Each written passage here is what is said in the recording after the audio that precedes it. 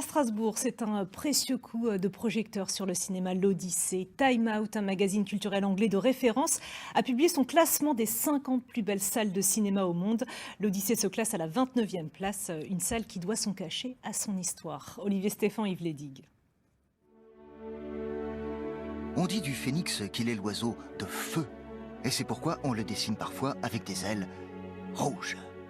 En voilà un dont les ailes ont la taille d'un écran de cinéma. Car comme le phénix, l'Odyssée renaît toujours de ses cendres. Lui qui est primé pour sa salle habillée d'or, d'éclat et de pourpre, est né allemand. C'était l'UT, l'Union Theater, sur le modèle de l'Union Theater de Berlin.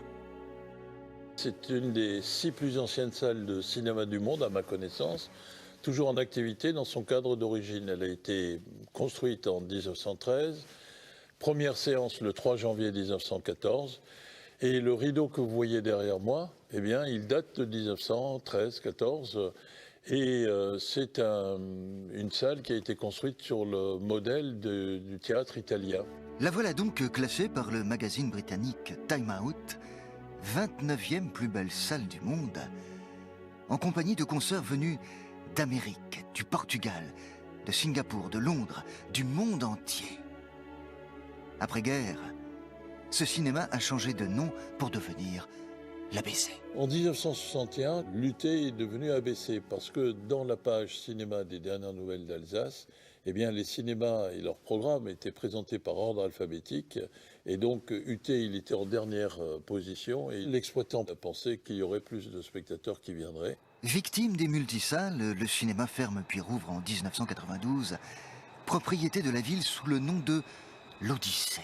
Un clin d'œil au nom du film L'Odyssée, dont le mépris de Jean-Luc Godard et sa célèbre musique raconte le tournage. L'association qui l'exploite désormais a une programmation engagée.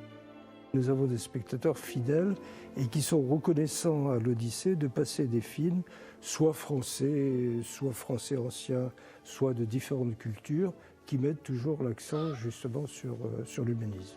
L'épidémie de Covid aura-t-elle, elle, raison de ce cinéma historique? Probablement pas. Le phénix s'ébroue déjà. Et si